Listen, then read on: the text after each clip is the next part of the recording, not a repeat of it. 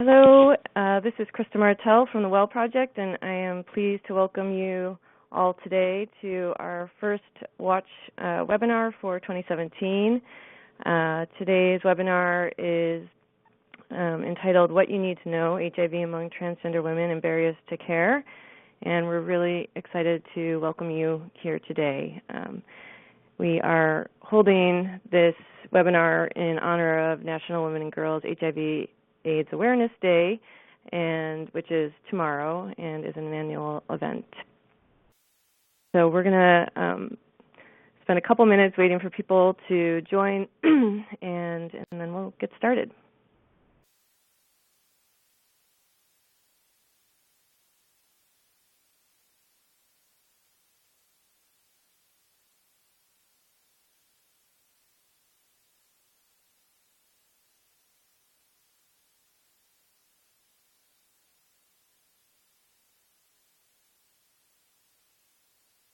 And as we've done in the past, for those that have been on our webinars in the past and anyone who's new, we love to hear from you in the chat box during the webinar. If you want to introduce yourself and say where you're from. And during the webinar, feel free to enter any questions you have about the presentations, and we will look to answer those at the end of the webinar.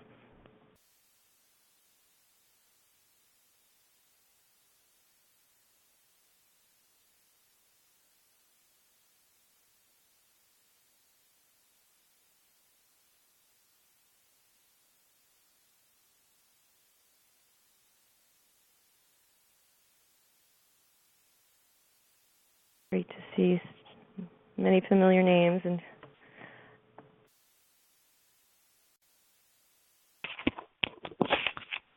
okay, so I know certain people will be joining as we go forward, but we will, again, we'll get started. And today's webinar, for those who have just joined, is What You Need to Know, HIV Among Transgender Women and Barriers to Care, and it is the first in our series of webinars for 2017. So thank you for joining us.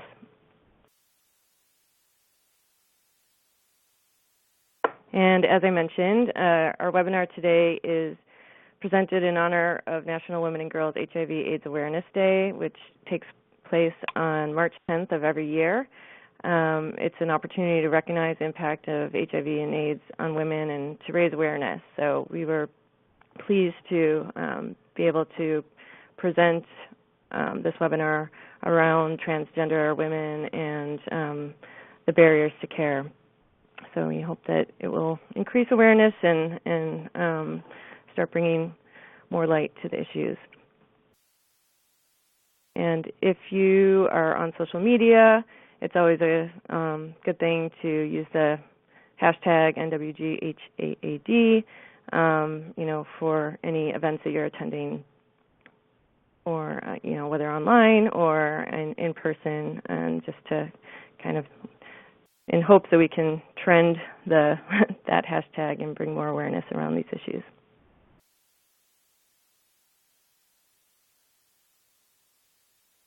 So hopefully many of you know a little bit about the Well Project. We are a nonprofit organization with a mission to change the course of the HIV/AIDS pandemic through a unique and comprehensive focus on women and girls. And we do that by leveraging technology in hopes of improving health outcomes and increasing the quality of life for women and girls living with HIV.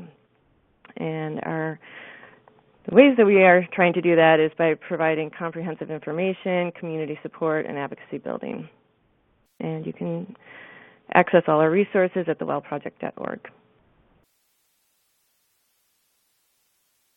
And I'm going to hand it over to Naina Khanna to present about PWN, who is our partner organization for this webinar.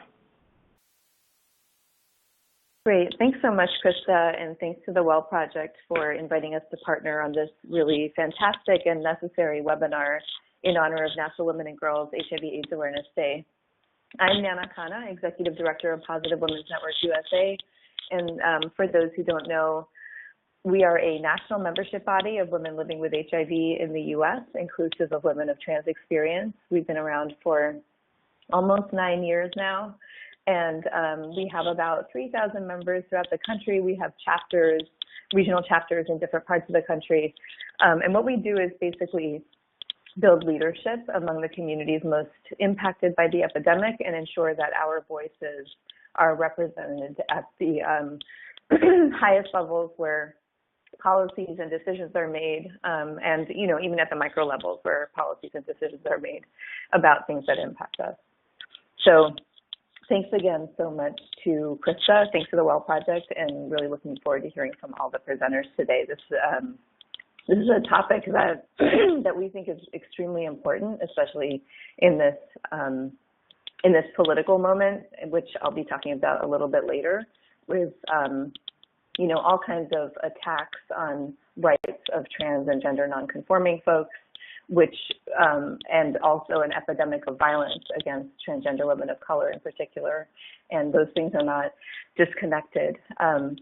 And they're also not disconnected from the right to health care and the quality of health care that folks are getting. So looking forward to hearing from the presenters to really kind of articulate that more thoroughly and clearly. Yes, thank you. And as many of you know, we partner with several organizations and are increasing our diversity of partnerships with other community and like-minded organizations. And PWN is a close partner that, really takes some of the advocacy, building that we do on a certain level and brings it, to an even higher level to really, get out there and affect policy. So we're grateful to the work that they do and love to work with them. So thank you. So about WATCH. WATCH stands for Women's Advocacy and Treatment Coalition on HIV. And this is our third year of providing these HIV treatment advocacy and capacity building webinars. And this year, the series will take place throughout the year and will include approximately 4 to 5 webinars. And different from years past where we issued certificates of completion to those who attended all the webinars and completed all the pre and post assessments for all the webinars or viewed the recordings. We are going to be issuing certificates of completion for each webinar this year. So if you are interested in that, just make sure that you fill out the pre-assessment test and view the recording or attend this webinar if you're here already, which is great. And also, we'll be sending out the link to the post-test assessment. And the webinars will be recorded, and we'll post them on our website, within a week following the webinar, and they will be accessible for approximately a month to 6 weeks post the webinar. So about today's webinar, it will last approximately 90 minutes, and as I mentioned, we'll do Q&A at the end. We encourage everyone to use the live chat box to interact with each other, to enter questions while presenters speak, and we'll put your questions in a queue to be answered at the end. So there's this 3-digit PIN if you want to enter that if you are on your phone, but if you haven't done that, don't worry about it. And participants' lines will be muted. We tend to do most of the Q&A via the chat box, but if anyone is really interested in speaking, just let us know and we can make the Q&A portion where you can unmute your phone and ask a question in person. Okay, so now to introduce our fabulous lineup of speakers, I'm going to just run through who's here and who's presenting. They will all give a personal introduction prior to their presentations. And so to start, we have Dr. Tonia Poteat, who is at Johns Hopkins University and also a member of the Women's and Executive Advisory Board, the Women's Research Initiative on HIV/AIDS, which is a program of the Well Project. We also are excited to have Tiommi Luckett, who is a communications coordinator for the Well Project, part of our Community Advisory Board, and blogs for A Girl Like Me, our blog. And she is also part of the National Advisory Board for Positively Trans, among many other things. And also we have Arianna Lint, who is also on our community advisory board and blogs for Una Chica Como Yo, which is our Spanish blog. She is also the founder of Arianna Center, as well as a part of Translatina Florida. So, and then we also are happy to have Nana Khanna. Oops, and we have a typo in your in your name, I'm sorry, who is the Executive Director of PWN-USA and also a member of the Women's Research Initiative on HIV/AIDS. And a quick shout out to wish Nana a happy birthday today, and we're really honored that she's spending part of her birthday on this webinar with us. And myself, I am Krista Martel, the Executive Director of the WELL Project, and I will be moderating today's webinar. Okay, and I'm going to hand this over to Tiommi. Within 2 months in 2017, 7 trans women of color have been murdered. Those trans women of color have been Misha Caldwell, 41, of Canton, Mississippi, murdered on January 4, 2017. Jamie Lee Wounded Arrow, 28, of Sioux Falls, South Dakota, murdered on January 6, 2017. JoJo Stryker, 23 years old, of Toledo, Ohio, murdered on February 8th. Sierra McElvin, 21, of New Orleans, Louisiana, murdered on February 27, 2017.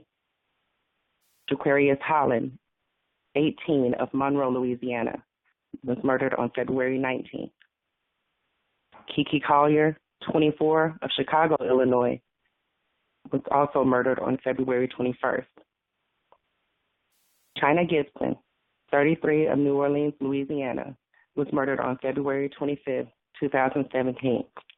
We would be remiss to have this presentation and not offer up a moment to say their names and acknowledge the lives that have been lost. And at this time, if we could just have a moment of silence for our slain trans sisters.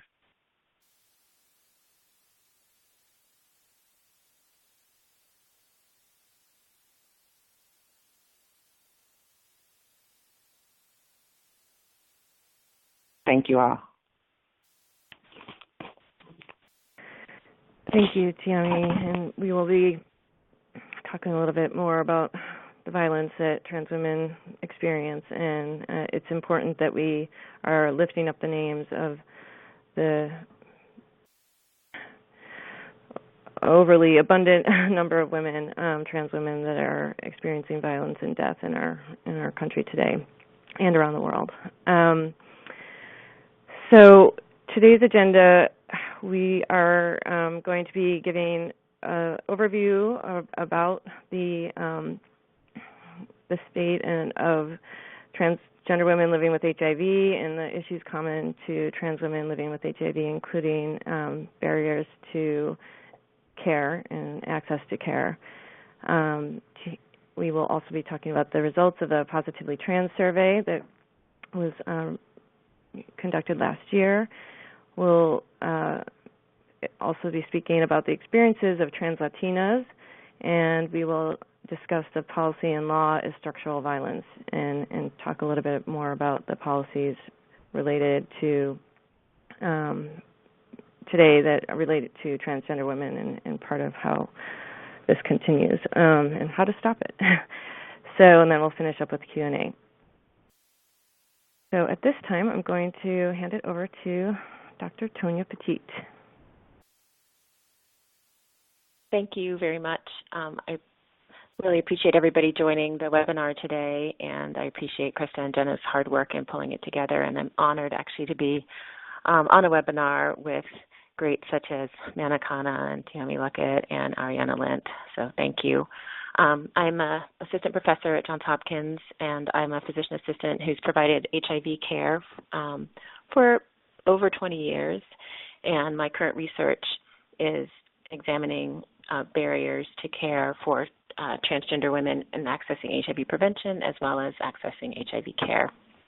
And so I'm going to be a little bit of the Debbie Downer in terms of providing some of the background and the statistics that we know about HIV among transgender women.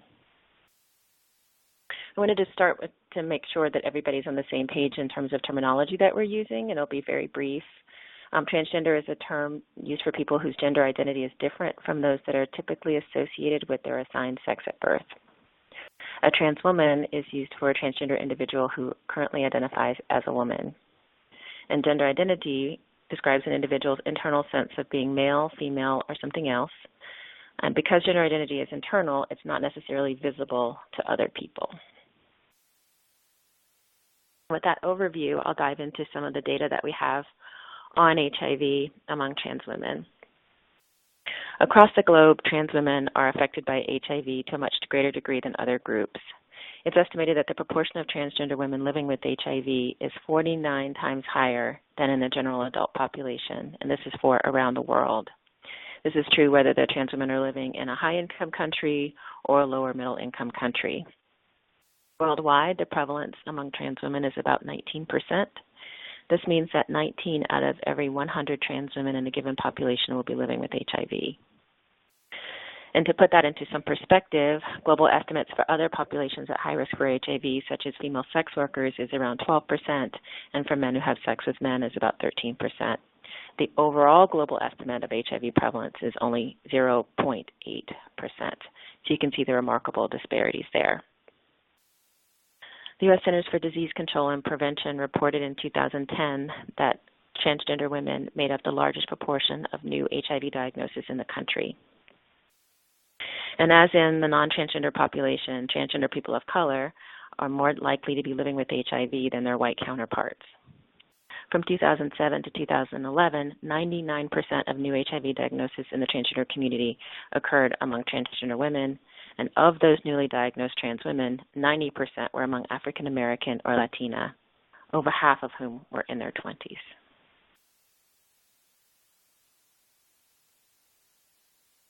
Despite bearing such a high burden of HIV, trans women have been historically underserved as part of the response to the HIV epidemic. Often, trans women are not even seen because they are combined incorrectly into other categories, such as men who have sex with men. Or existing data systems don't ask the right questions about people's sex and gender, and thus they fail to count transgender individuals. It can be challenging to see transgender women because due to past negative experiences or fear of discrimination, many trans women choose not to identify as transgender when they're seeking services. It's also true that some trans women simply identify as women and therefore might not be visible in the data that we have. There is good news, though. In the past few years, awareness of how ill-served the transgender population has been growing, and changes are slowly being made. For example, in 2014, the World Health Organization published the results of the study of the values and preferences of transgender people that was conducted to better understand the HIV-related experiences of trans people across the globe. The results of this study were woven into the Consolidated Guidelines on HIV Prevention, Diagnosis, Treatment, and Care for Key Populations that WHO released the same year. And according to Kate Montecarlo, founder and chair of the Association of Transgender People in the Philippines, the World Health Organization made a remarkable imprint on history when it comes to transgender health and HIV advocacy among transgender women, in particular separating transgender people from men who have sex with men and acknowledging the specific health needs of transgender people.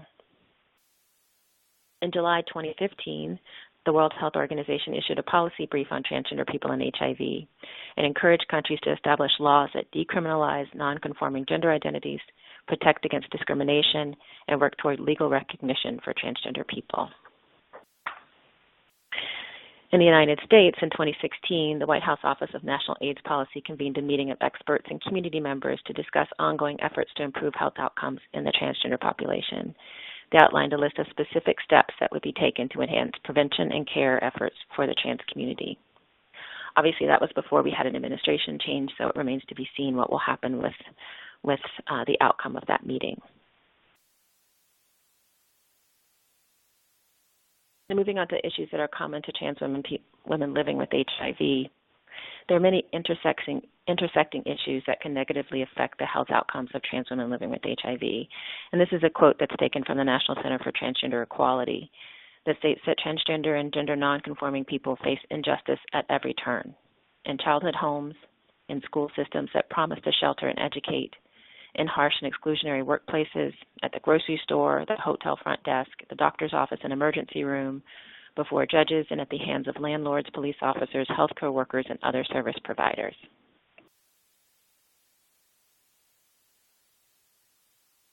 The root of all of this is stigma and discrimination. Stigma and discrimination faced by people living with HIV is well documented and understood. The studies that have shown stigma and discrimination or the fear of stigma and discrimination keep people living with HIV from getting tested for HIV, getting linked or having access to care, staying in care, getting HIV treatment, and taking HIV treatment as prescribed. In order to assess the weight and scope of stigma discrimination specifically among trans and gender nonconforming people in the U.S., the National Center for Trans Equality and the National Gay and Lesbian Task Force conducted a national transgender discrimination survey. The results were released in 2011, and this study of over 6,000 participants reported discrimination in many areas of life, including the ones that were described on the previous slide, such as employment, housing, education, healthcare, family life, public accommodations, and legal issues. 63% of the participants reported having experienced discrimination that was serious enough to impact their ability to support themselves financially and emotionally. Transgender women of color, especially African American trans women, bear the heaviest burden of discrimination. This is most likely due to the fact that the combined effect of anti-transgender bias and structural racism is greater than the sum of their separate effects. Serious discriminatory events like this can be traumatic, leading to lasting negative effects on a person's ability to function physically, emotionally, mentally, socially, and spiritually.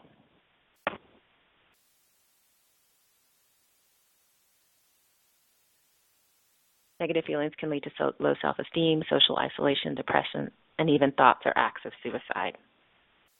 An astonishing 40% of the National Center for Transgender Equality survey participants had attempted suicide in their lifetime. And in subsequent studies, this really remarkable number has been borne out in multiple populations of trans people.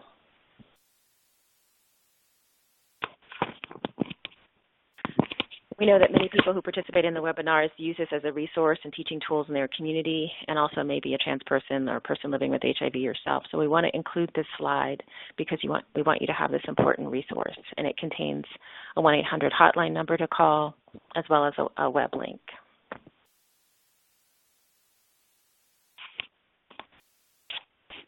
Moving on to other health issues, compared to cisgender people, trans people are less likely to be on HIV treatment, less likely to be adherent when they're on treatment, or to have positive experiences with their healthcare providers.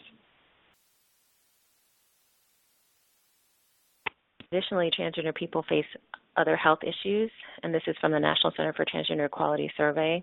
Almost 1 in 5 of the participants in that survey had been refused medical care because of their gender identity through the course of their lifetime.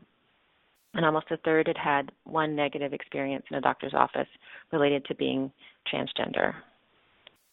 And these negative experiences included being verbally harassed, being refused treatment because of their gender identity. And the Positively Trans study that you'll hear more about later reported that anticipated discrimination in healthcare setting was the most common reason for not visiting a healthcare provider for the 41% of trans people living with HIV who said they'd gone 6 months or longer without seeking medical care. In fact, survey respondents listed gender-affirming and non-discriminatory care as their number one health concern.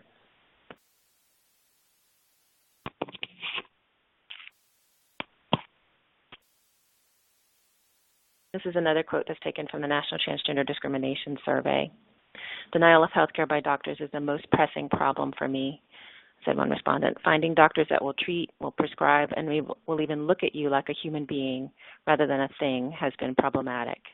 Having been denied care by doctors in major hospitals so much that I now use only urgent care physician assistants and I never reveal my gender history.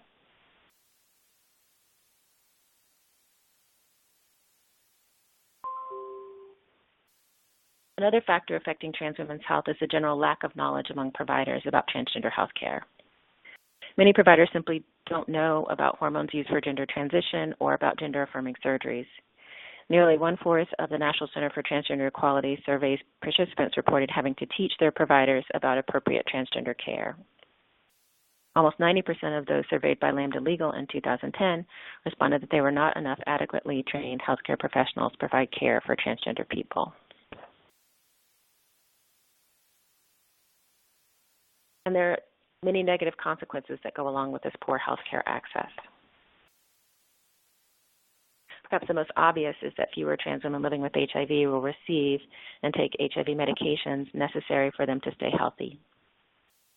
But the shortage of informed transgender care providers also leads trans women to access feminizing hormones through underground or unregulated channels. This can result in trans women buying hormones that are not safe, either off the internet, from a veterinary supply, and can result in giving themselves incorrect doses that are often dangerously high. Similarly, trans women seeking to feminize their appearance by injecting soft tissue fillers, often called silicone, although sometimes it's silicone and sometimes it's other adulterated substances, run the risk of infection and scarring from unsterile techniques or contaminated syringes. And sometimes incorrect injection techniques have resulted in sudden death from getting an air bubble or bit of foreign material into the bloodstream, called an emboli.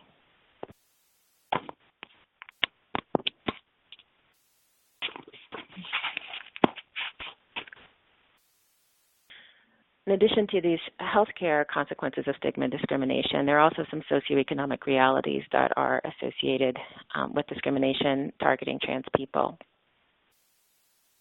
Again, looking at some of the survey data, 1 in 6 transgender people reported losing their job because of their gender identity. More than 3 out of 4 took steps to avoid mistreatment, such as hiding or delaying their transition or even quitting their jobs. People reported experiencing 3 times the unemployment rate compared to the general population in the National Center for Transgender Equality survey in 2015. Unemployment and poverty can have serious negative outcomes, leading trans women to be homeless, engage in work in health-averse environments such as sex work or drug work, simply to survive, and to drink or use drugs to cope with the stress of their situation. Each of these factors can greatly reduce a person's health and well-being, and when acting in concert, these circumstances can be devastating. On the next slide, Tiommi will describe her experience. Thank you, Dr. Poteat. This this excerpt comes from a blog that I wrote for a girl like me called I Could Be Broken, But I'm Not Defeated, and it reads, dealing with the fact that I am trans, I face ostracism at work. People whom I thought loved me and were truly my friends have repeatedly misgendered me at my job, jeopardizing my livelihood. Arkansas is a state with no legal protections for transgender people in employment. People can deny jobs and housing based on religious beliefs, which in essence is targeted to members of the LGBTQ community. Losing my job would put me in a position of possibly losing my apartment and having to do what is necessary in order to survive. And by that, I meant engage in survival sex work. I am working hard to make my own path in this world, but I have people who hate me simply because I am trans.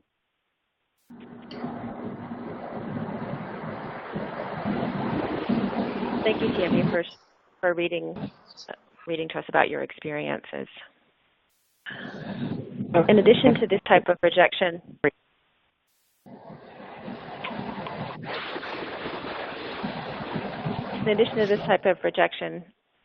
transgender women living with HIV often face disrespect and denial of services as part of their ongoing public daily lives. Again, according to the National Center for Transgender Equality survey, almost a third of transgender individuals reported experiencing at least one type of mistreatment in the last year in the place of public accommodation, like a restaurant, a hotel, a retail store, or government office. Almost a third said they'd been harassed or disrespected by police. Being harassed by police quite naturally makes many trans women uncomfortable seeking assistance when they're faced by threatening or violent circumstances. Transgender people often have trouble updating their official documents so that their documents match their new gender identity. And without appropriate documents, trans women can have trouble applying for jobs, getting bank accounts, medical care, traveling, immigration, getting into homeless or domestic violence shelters. And showing identification documents that don't match one's gender identity can lead to harassment and even assault.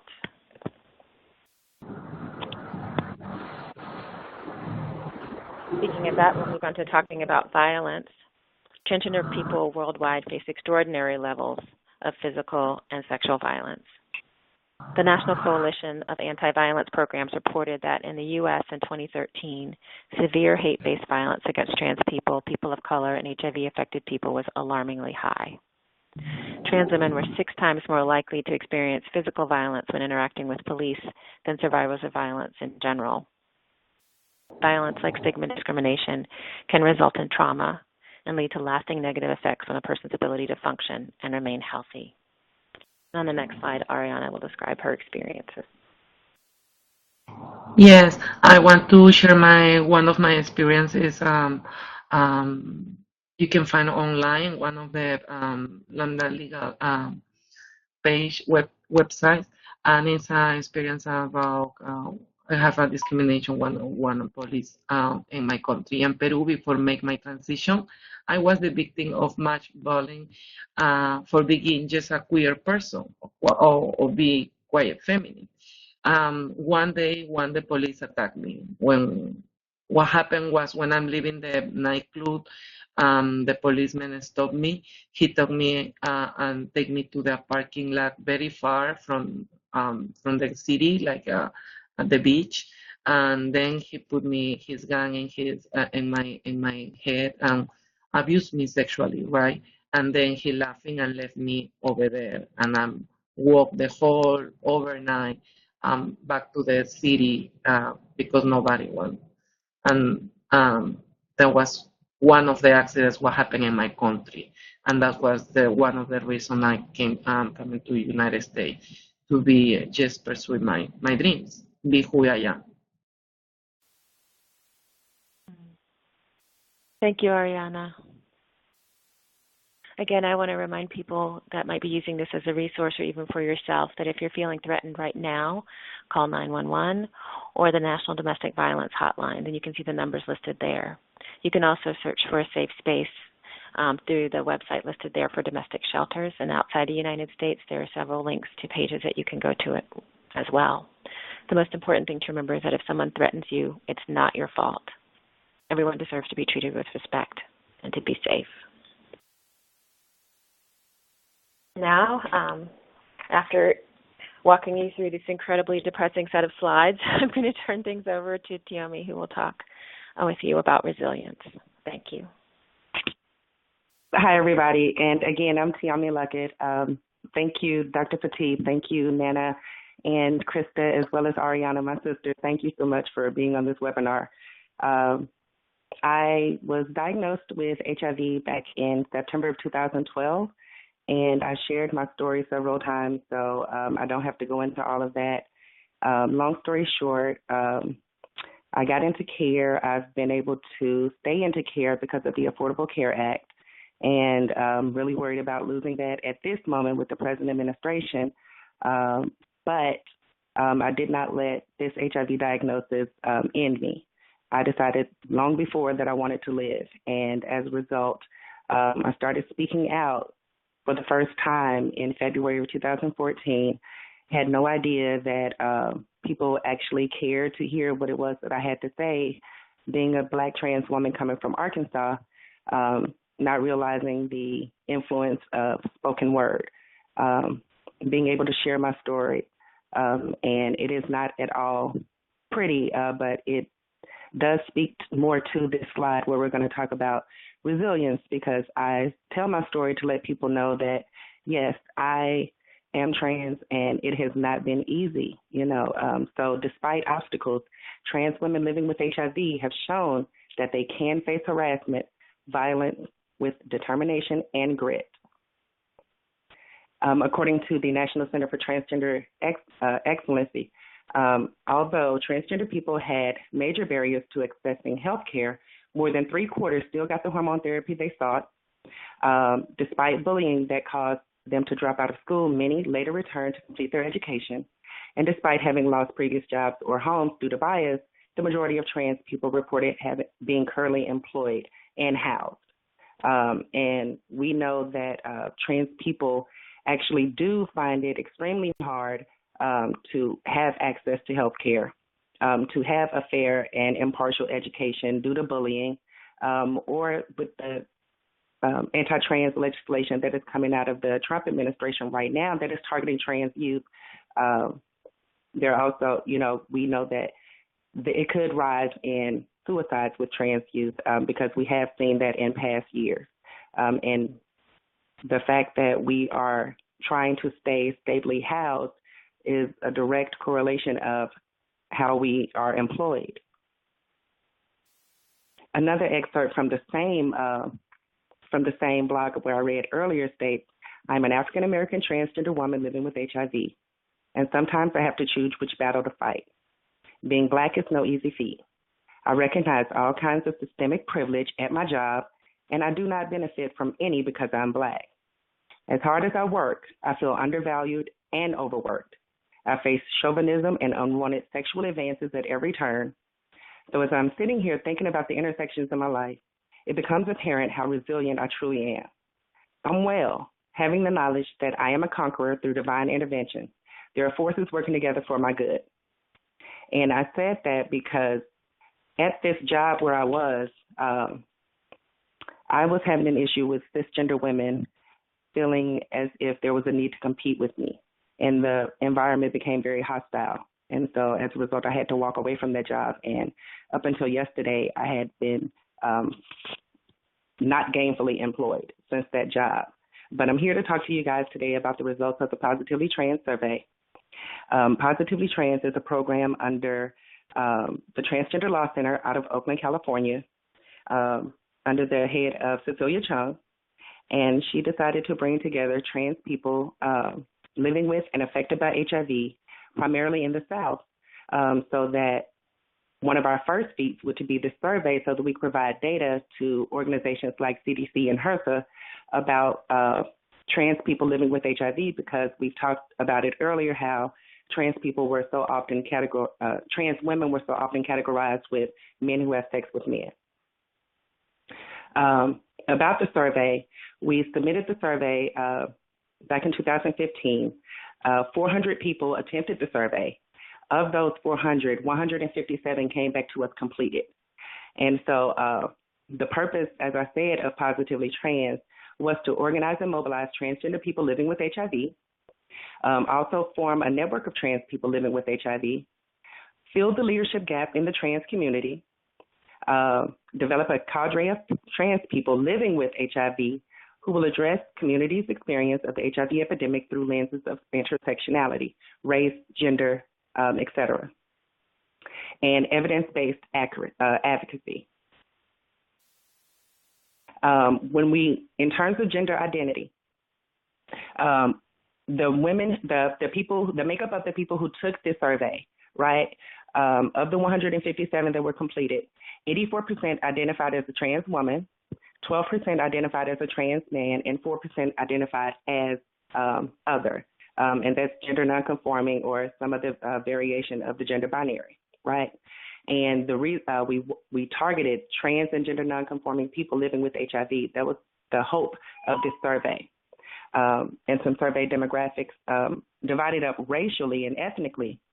33% identified as Latina or Latino, 32% identified as white, 26% as African American, Asian, American Indian, and Arab or Middle Eastern make up the remaining percentages.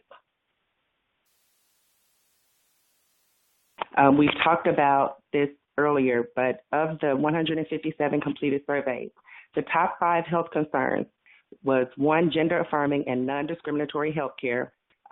Reason being, when we are not affirmed or we feel that we're going to be discriminated going into the doctor's offices, then we don't make it into those doctor's offices, right? Talking in terms of HIV or hormone-related health care.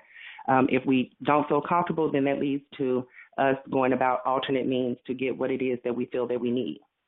Hormone therapy and side effects was the number 2 concern.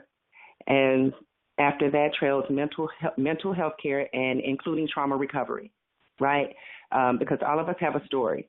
And I tell my story to give people the opportunity to see that, we are living longer than 35 years, which is declared across so many so many different social media avenues. Personal care and healthy living and antiretroviral therapy and side effects at 46%. And being a person living with HIV and being trans, it just goes to show you the level of importance as far as affirming healthcare and where we are as far as trans people thinking about HIV. Moving on, we have priorities. HIV-related discrimination, which is a contrast to our top 5 concerns, right? We're more worried about being discriminated against because we're living with HIV, right? And then follow closely with employment discrimination as well as discrimination in public accommodations. And we're dealing with that right now with the HB2 and SB6 out of Texas, as well as the Trump administration. Identification documents are very important because it does prevent a lot of us from gaining meaningful employment, right? And so as a result, we have to resort to other means of trying to keep a roof over our head or keep ourselves fed for the day. And lastly, housing discrimination. Of the 157 responses, and when we talked about history of incarceration, 41% had a history of incarceration, whether it was jail, prison, or ICE detention. And when we asked, had a healthcare provider ever refused you care because, 1, of your gender, or 2, your HIV status, 31% were sure that they had been refused healthcare based on their gender versus 20% being sure that they had been refused care based on their HIV status. I can report that that was not my experience. I went into the doctor's office because of my HIV status and ended up getting my hormone-related care at the same place. I was fortunate. When asked, have you ever gone without medical care since your HIV diagnosis? 41% said yes. And we actually are digging deeper into finding out why was that number so high, and what happened that caused these people to have a lapse in care, whether it was a moment of incarceration or whatever the case may have been. Confidence, knowing their rights. The transgender person were mostly unsure or completely unsure of their rights as a transgender person. And 40% were unsure as far as living with HIV, what their rights were. And so as a result, several different organizations and groups, actually, support groups, have started Know Your Rights. I know the Lambda Legal has it. I believe Transgender Law Center has it, as well as other organizations geared towards trans people, either living with HIV or the fact that they're trans.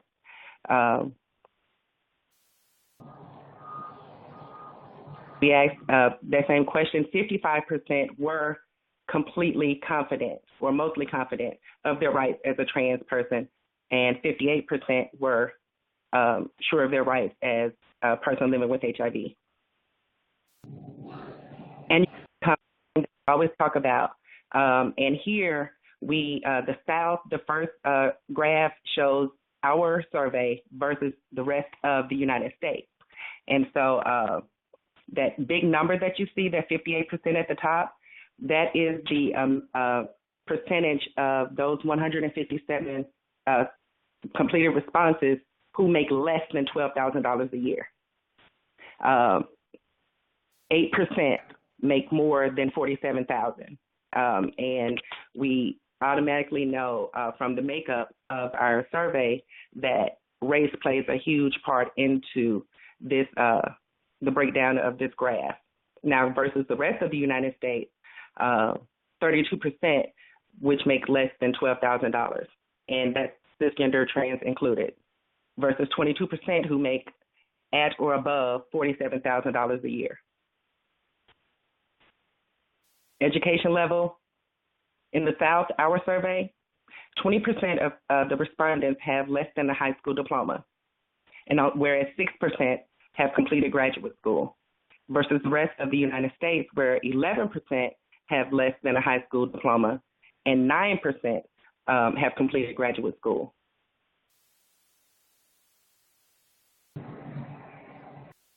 Vulnerability. The light color is the rest of the USA versus the South, which is the Positively Trans survey.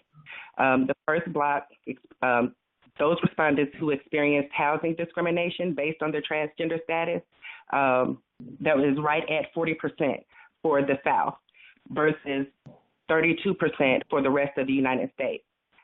Those of us who have experienced workplace discrimination because of our trans status in the South, it is at 60% versus about 44% for the rest of the United States. And that last one, make less than $23,000. With our survey, the number was close to 80% of respondents who make less than $23,000 a year. And whereas the rest of the United States is right at about 56%.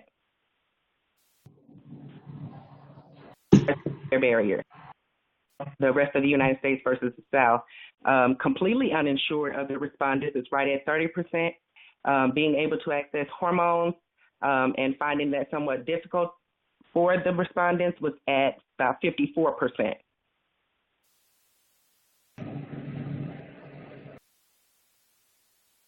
And we also asked what was the result of their most recent viral load test.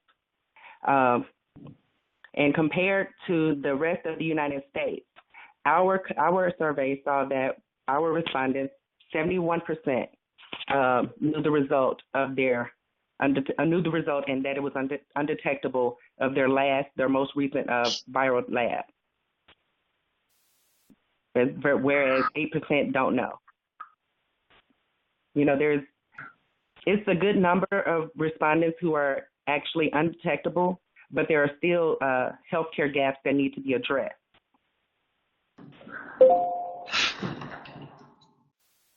Turn it over to Arianna. Thank you, Tiommi, so much for that's really important information. Thank you. Okay, Arianna, you want to introduce yourself? Yes.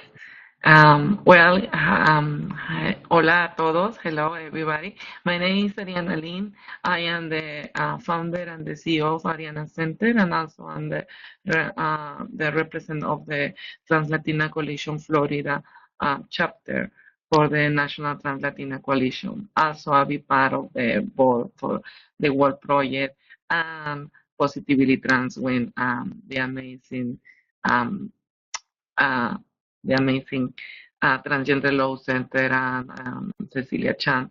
So that is part of my life. When I come into United States, I just want to come in for pursue my dream to be who I am, you know, professional, working and do what I like to, and the skin and how I want and how I feel comfortable. So that was happened, and then I can become positive.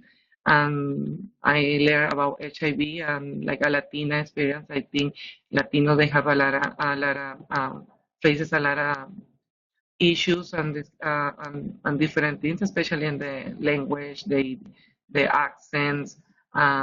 So we're going to there. So let's talking about, first of all, let's talking about terms and definitions.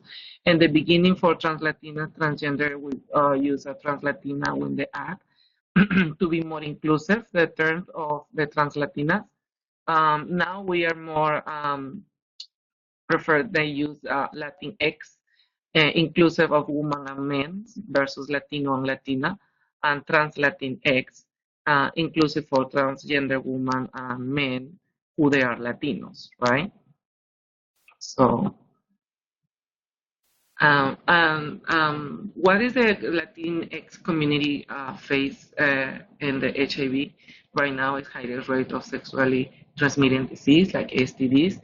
I live in Broward County in Fort Lauderdale, in South Florida, where is the most highest rate in STDs and new infections in HIV, right? So it's very important working and be prepared about know about transgender, because that is one of especially trans Latinas highly prevalent in HIV Latina communities. Cultural factors, maybe not seeking texting, counseling, treatment, because the stigma, the discrimination, right now, when the hostile administration is very difficult to we fair to we have we don't like to go to the clinic or the health department or some clinic, because maybe they can share the information, even if a private or something. We have that things in our minds, right?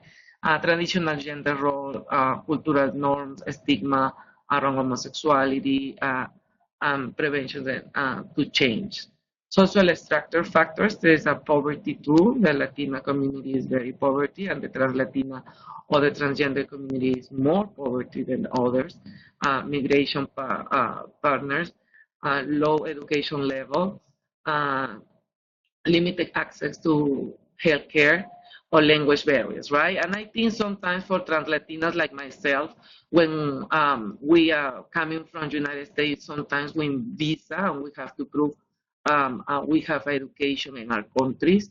Many of us that we come by, the people, they believe or they think we are not have the education or the academic education, because one of the things is the language barriers, or the immigration status.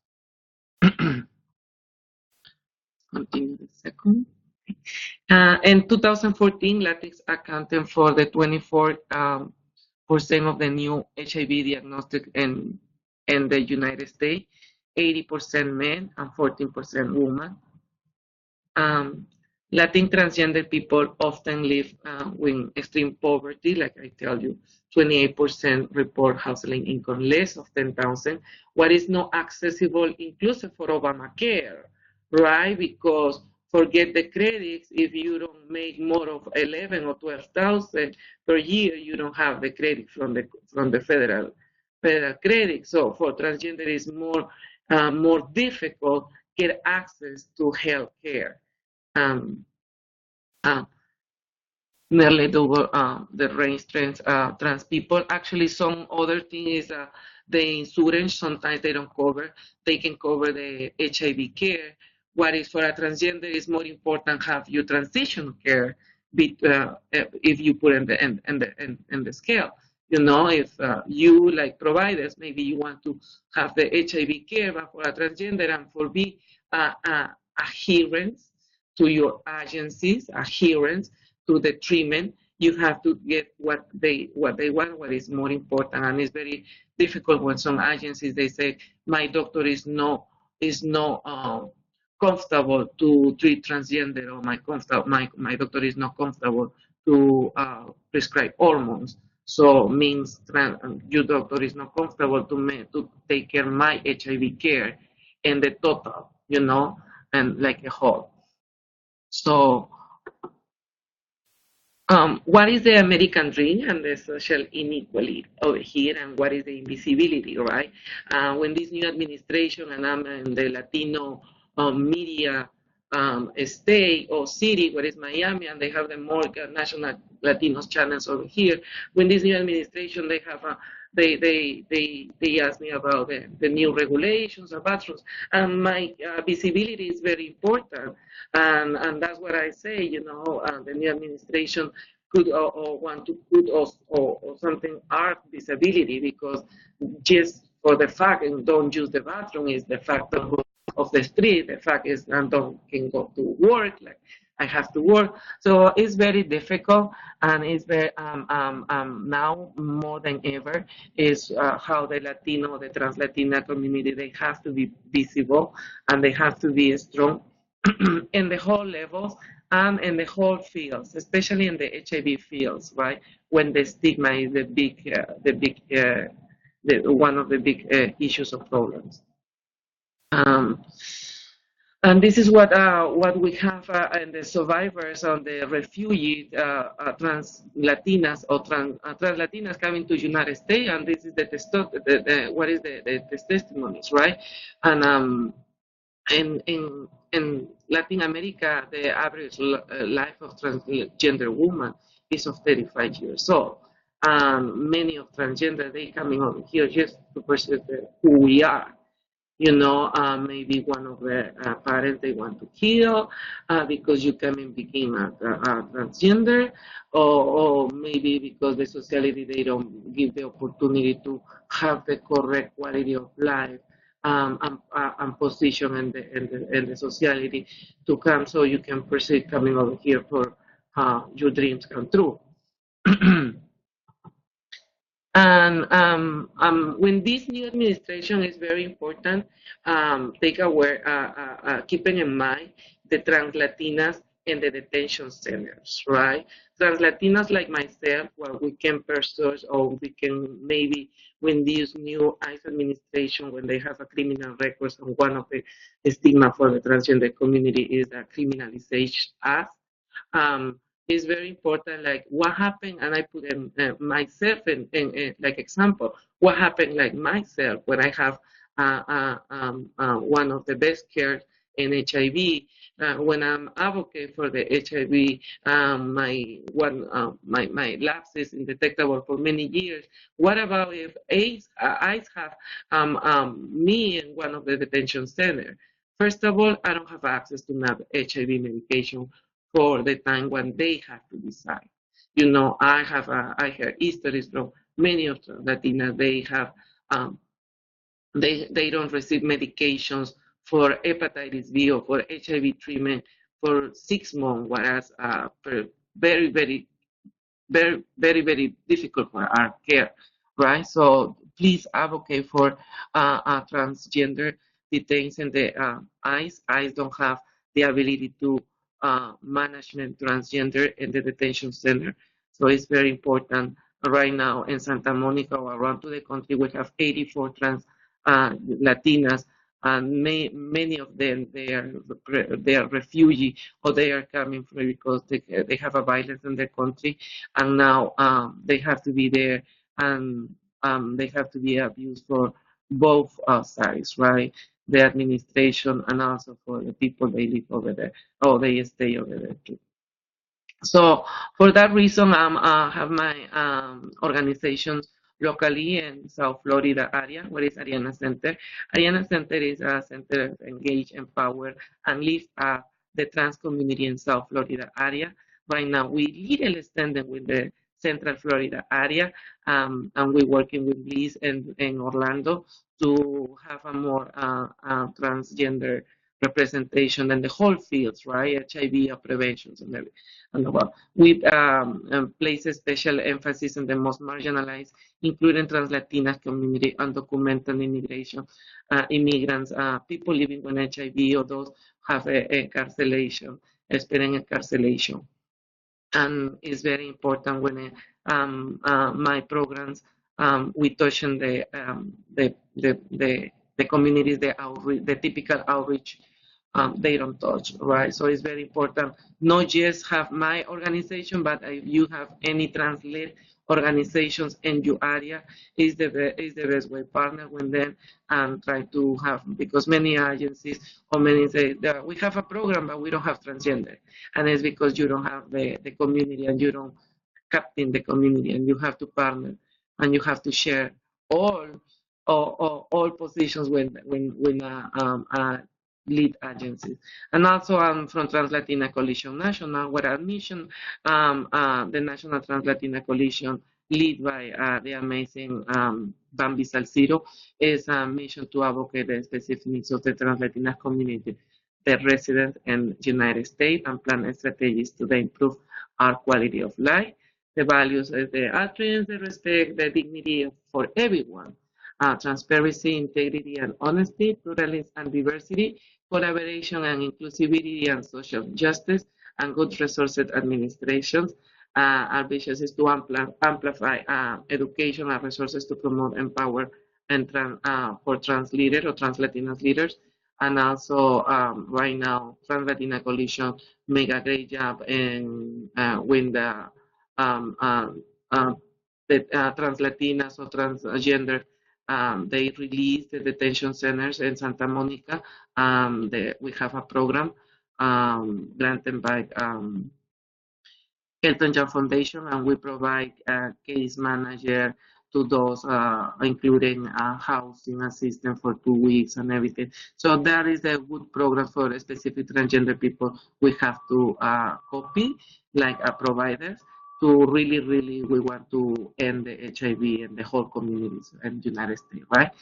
So with this, thank you so much, and I want to introduce one of my best friends, Naina, from the Positive Woman Network, and say happy birthday to you, and thank you to your encourage and your leadership to just you be in your birthday and be over here in this national webinar is very empowering for people like me.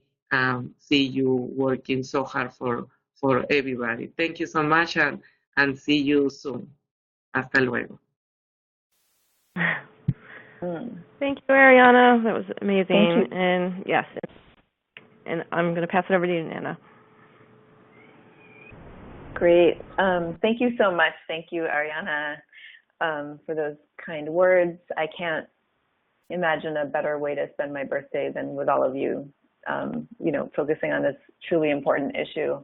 And I really want to acknowledge and thank Arianna, Tiommi, Dr. Poteat for highlighting these incredibly important issues that are impacting trans women, gender nonconforming folks, and really kind of giving us a lot of information to work with here. And of course, I want to thank the Well Project and Krista and Jenae for doing, all the heavy lifting to make this webinar happen and to really make it a priority that we take advantage of National Women and Girls HIV/AIDS Awareness Day when, there's a lot of attention focused on issues impacting women to really say, well, this is the time we really need to be focusing on women of trans experience.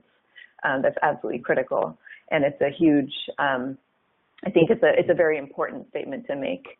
So I'm going to be talking about how policy, law, this has already been alluded to, I think, sort of as a thread throughout many of the presentations, are forms of structural violence against transgender women of color, transgender women living with HIV, folks impacted by HIV who are gender nonconforming. There's not really a disconnect between the type of violence that gets enacted by the state and the type of violence that we see happening in communities. And we heard earlier, I think, Tiommi really eloquently sort of spoke to the issues around the visible epidemic of violence against trans women of color.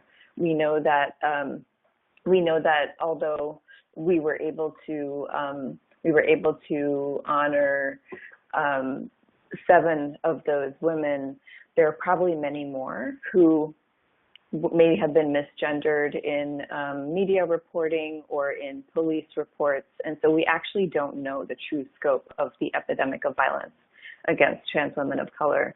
But we do know that laws that discriminate, that criminalize, that oppress people who are trans and gender nonconforming make that violence more easily possible. And so I am going to talk a little bit about some of what's going on right now.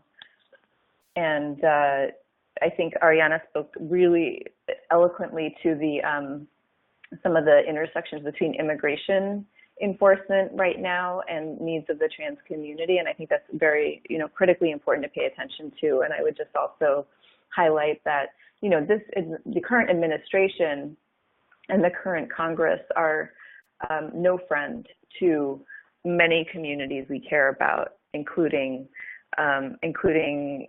women of trans experience, people of trans experience, and certainly including communities of color. And so we are seeing a lot of attacks at the federal level, and we also see a lot happening at the state level. And at the same time, I think there's also a really there's a lot of fantastic resilience, as Tiommi spoke about, and resistance happening, and people are organizing and taking action. And so while I'm going to talk a little bit about some of the things that are going on, I also want to just highlight that we can push back, and people are actively countering, some of the anti-trans legislation that's being proposed and have been successful at defeating some of this legislation. So we can do that. So just to place this in the context of structural and institutionalized violence, what do I mean by that? I mean that policies, practices, norms, including cultural norms, that target people of trans experience and that target people who are gender nonconforming, those policies, practices, and norms themselves are violent. They're violent when they create some kind of different or other category that is a less than category. They can be violent by comparing to some, sort of like mythical norm of what is normal or natural. They have a lot of implicit there's a lot of implicit assumptions about how culture operates and how society should operate. And so it's really important that we sort of carefully examine policies and their language and think about what are the assumptions behind policies and language being proposed or being created. And so when we see new laws being created that target people for either their gender presentation, their gender identity, these laws are basically a way of criminalizing people's very identities, of criminalizing people's humanness. And fundamentally, they criminalize trans and gender nonconforming communities and place trans and gender nonconforming folks at risk for violence, harassment by police, unfavorable interactions with law enforcement, danger walking down the street, or inability to report violence against them. And the, things that like require people to use particular restrooms or don't create space for public accommodations for folks who are trans and gender nonconforming by, not having for a simple intervention like a gender neutral restroom that would be available to people of all genders.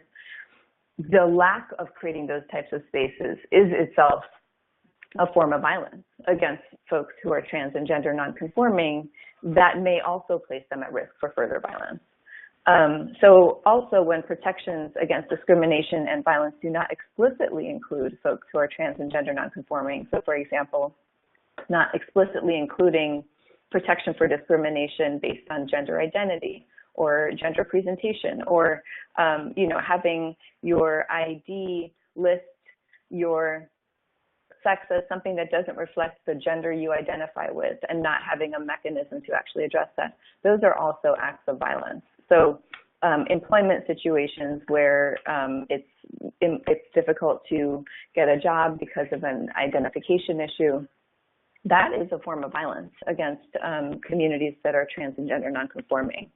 And we heard from Tiommi earlier about data, kind of connecting economic insecurity and employment issues in the TGNC community. And it's really, no surprise in many ways when our systems are set up to structurally and systematically disenfranchise people who are of trans experience.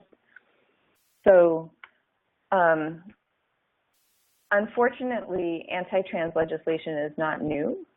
It is something that has happened, over decades, even as we've seen the LGBTQ movement sort of taking action on in many ways. There has been a tendency to sideline some parts of that alphabet soup, so to speak. And so in particular, the trans community has often been either erased or sidelined, even by organizations that purport to be sort of speaking for advancing the rights of the whole communities. And that can look like lots of different things. It can look like organizations that are, supposed to be advocating for the LGBT community, not prioritizing some issues that particularly impact trans and gender nonconforming folks. It can look like silence around the epidemic of violence that is impacting transgender women of color. It can look like a lack of visibility and leadership by people of trans experience in mainstream LGBTQ organizations. So if you think about some of the large organizations and really kind of think about the leadership at those organizations, or go on their websites, look at their staff, and look in particular at their management and director level staff and their board of directors. How well are women of trans experience, especially women of trans experience who are also women of color, represented in those types of positions, when we know that they are so subject to many different forms of discrimination, many layers of stigma and marginalization. These are the very folks who should be lifted up. And so, you can kind of look at the leadership in organizations and see that that is not consistently reflected.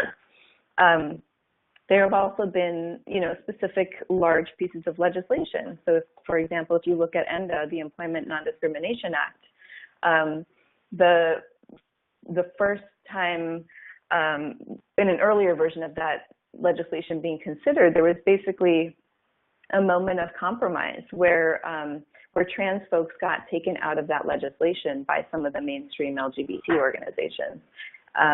So thankfully that was rectified later in a version of the legislation that was passed. But there's it's not uncommon that the trans community has been sort of like thrown under the bus, even by organizations that are supposed to be advocating for the trans community. And so I think it's just something for all of us to be attentive to and pay and really think about, whatever kind of organization we are, whether we're a women's organization, really thinking about how do we elevate issues of women of trans experience, or really thinking about what that looks like. So today, unfortunately, we are seeing a wave of anti-trans legislation, and I want to point people to a fantastic resource called the National Center for Transgender Equality that has a lot of information on current legislations, bill trackers at the state level. This is really a good website to check out. It sort of has like current, up-to-date, like what's happening on a state-by-state basis. And basically, so far in 2017, we're currently in legislative session at the state level. Many folks are probably aware of that and probably following some of the legislation being proposed in your state. And right now there are 37 bills that explicitly target people who are trans or gender nonconforming. And so some examples of these types of bills, these are just a few kind of categories of types of bills that are pending in legislature. There are, quote, bathroom bills or quote, restroom bills that are, really not about bathrooms or restrooms. These are about fundamental attacks on people's right to exist in public space in a way that is authentic for them and comfortable for them. And these types of bills that, basically prohibit people from using restrooms are such a problem on many different levels, from like what it actually means for people to not be able to use a restroom safely to actually placing folks of trans experience at violence, potentially in restrooms, or being subject to harassment in restrooms, in public restrooms. And so those bills are pending in a number of different states right now that are listed right here. There are also healthcare bills that have lots of different sort of ways of targeting folks who are trans or gender nonconforming. But one example would be exclusions on transition-related care in insurance coverage. So not covering transition-related care, not covering or excluding hormones from what is covered by an insurance plan, things like that. There are also ID bills. So in Arkansas right now, there is a bill in the House that has been proposed, which would prohibit transgender people from changing the sex listed on their birth certificates. So, Dr. Poteat kind of explained to us really well how sex and gender identity operate. And so people may have been assigned a sex at birth that they don't identify with, and that's not actually who they are, and they may want to change that. And so this bill is creating basically an obstacle to that. There are also discrimination carve-outs targeting the trans and gender nonconforming communities, such as things being proposed under religious freedom language that would allow that would allow different entities to deny access to services or facilities based on religious beliefs. So people may be using religious beliefs as a cover to discriminate. And that's something that we've seen in the past. You know, I think people might remember the story of like the wedding cake and a business that tried to discriminate against a gay couple that was getting a wedding cake. Well, in the same way, and using religious freedom as an excuse, this is the same type of excuse that gets used to deny access to contraception often. This is just, basically a convoluted way of legalizing discrimination based on prejudicial beliefs. There are also bills in schools requiring, proposed in schools that would, kind of restrict or prohibit access to both restrooms and locker rooms, which I think we can all imagine, especially for youth, could be really, really shaming, humiliating, not affirming, can create a lot of opportunities for bullying and violence. And so this is really problematic. Youth are really vulnerable, and there's also an epidemic of mental health issues, depression, and suicide among youth who are trans. And so, creating this kind of hostile environment in schools is really dangerous. And I think, most folks have probably heard of HB 2, affectionately known as Hate Bill 2 in North Carolina, which passed last year. So there's been sort of a wave of different types of, creative ways to target the trans community. And this is happening sort of throughout the country. So it's important to pay attention to that. Also at the federal level, folks may have heard that the Trump administration recently withdrew federal protections for transgender students through Title IX. And I think where I end, though, is to say that people are fighting back against this legislation. SB 2 in Texas is anti-trans legislation at the state level there that a lot of communities, including the HIV community, are fighting back on, the LGBT community. There are many opportunities to get involved. I encourage you to check out the resource I mentioned earlier. I'm also happy to send some additional resources around if this is something folks want to get more involved in. The Transgender Law Center has some fantastic resources as well on their website. And you can be involved in this fight. We all must be involved in this fight. And we really need to be paying attention, particularly at the local and state level, to opportunities that are before us right now, because all of these bills are currently being heard. They're having hearings on these bills right now. So that means that any of us can, call up our local, if you have a local organization that advocates for folks who are trans, or a local organization that is supposed to be representing the LGBT community, call them, find out, are they organizing something at the state capitol? Are they organizing a lobby day? Are they going to be going up there to meet with legislators? Do they need letters of support? Do they need community members to come and provide public comment? There's something all of us can do, and this is really the time to be involved. So with that, I just want to thank all of you again for participating, and also let you know that we have a webinar later today that will address these issues a little bit from a different perspective, from the perspective of bodily autonomy, but also looking at how trans and gender nonconforming folks can, what's sort of needed in terms of allowing bodily autonomy. I'm just going to paste the link to register for that in here. That webinar is at 3 p.m. Eastern Time. Thank you.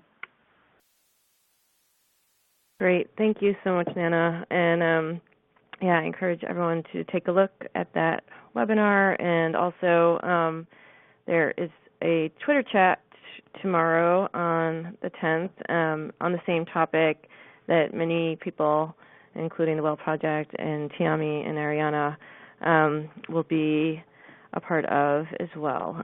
So that is at 12 p.m.? No, sorry. It's on our website, and we've tweeted about it, and we can maybe put information in the chat box here too. So with that, I just want to thank everyone, all our presenters that all gave such really important information around these topics. We have contact information listed here. Again, these slides are going to be put on our website along with the recording and other resources for you to access, and we will, once that is built, that web page is built, we'll send out an email to all the contacts through the webinar and let you know that that's available. So keep an eye out for that, and please share with your contacts. We have a few other resources on the Well Project website. Some of the slides at the beginning were derived from our fact sheet on trans women living with HIV.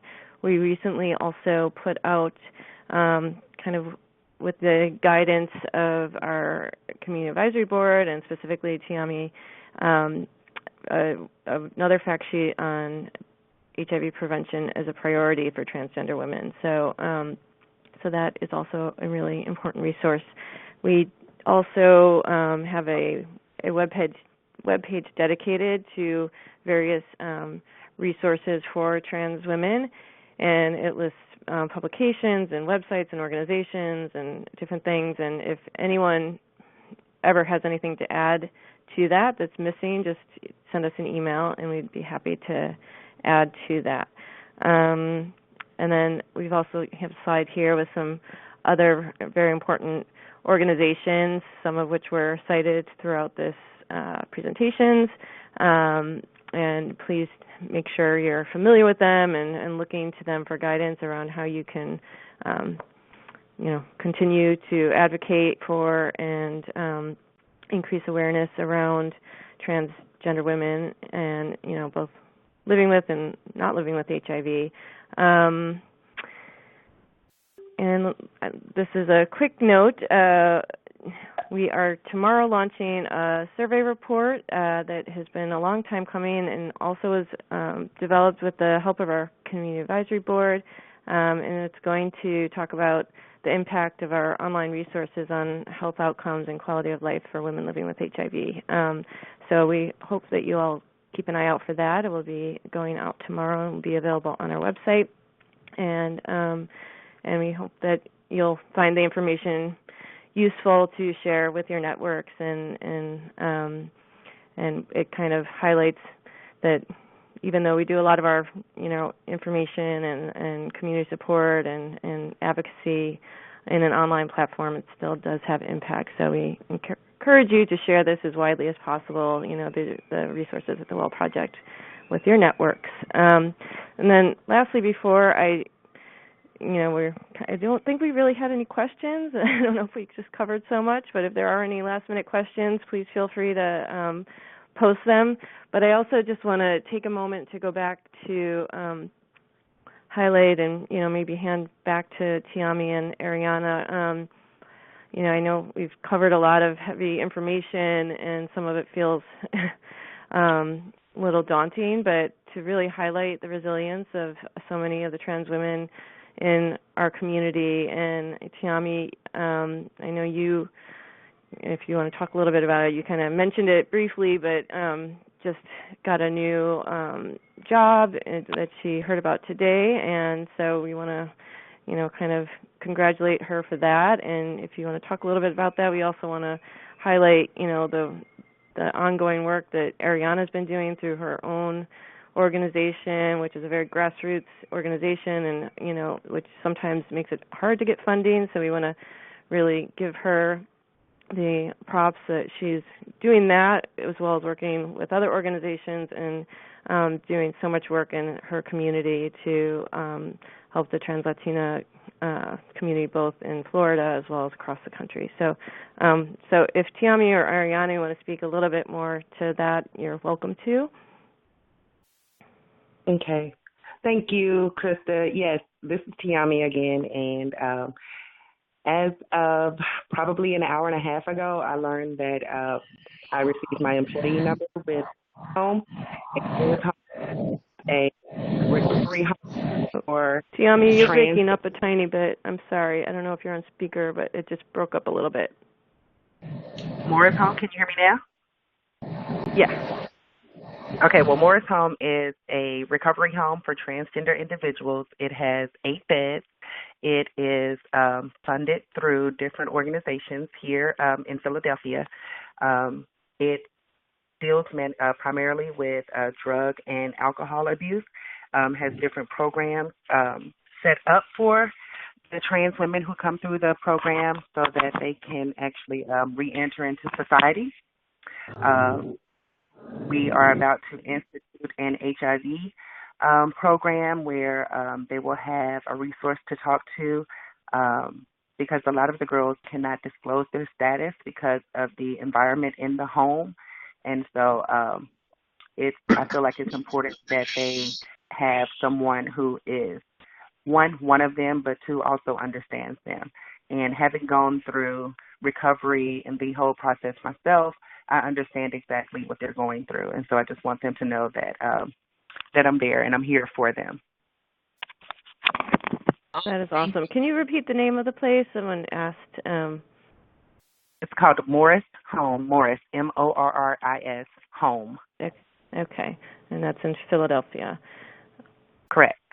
Yes, so congratulations. It's awesome, and I'm sure you're going to have a huge impact. And again, that's also amongst many other roles that Tiommi has.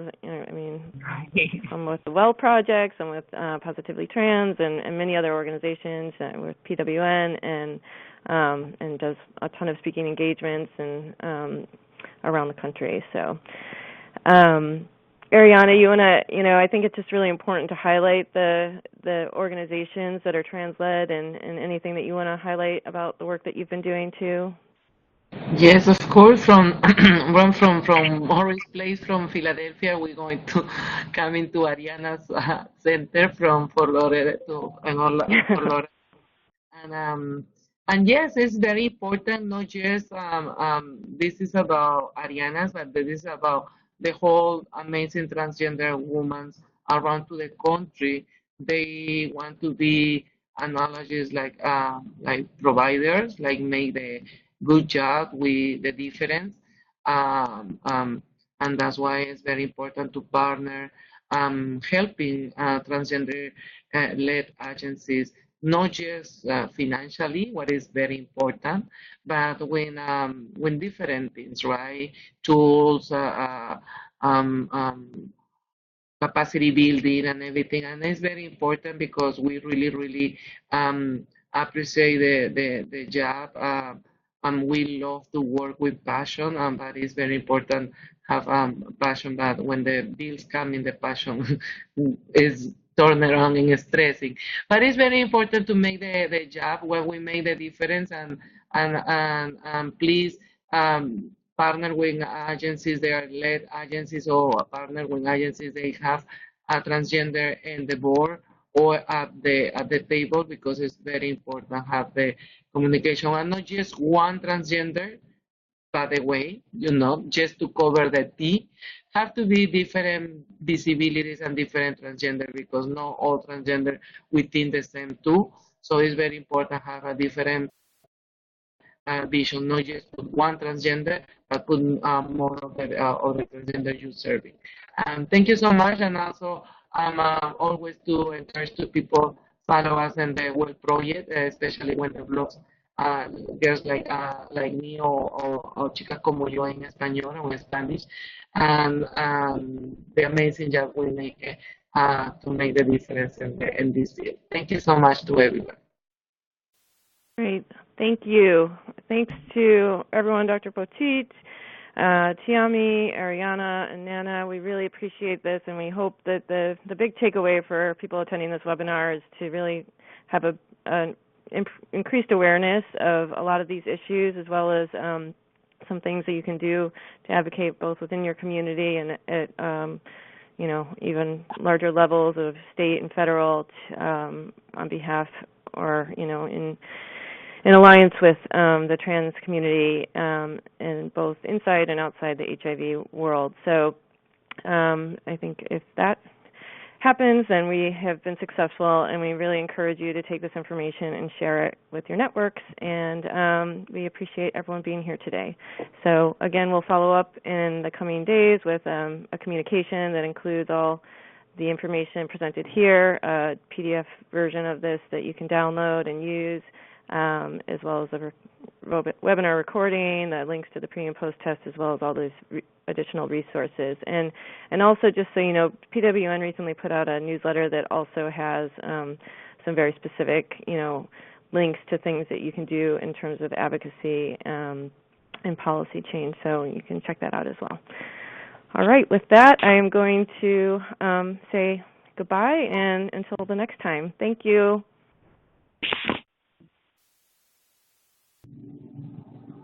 Thank you. Bye, everyone. Thanks, guys. Thanks, everyone. Bye. Bye. Bye. Hasta luego. Bye. Hasta luego. Bye.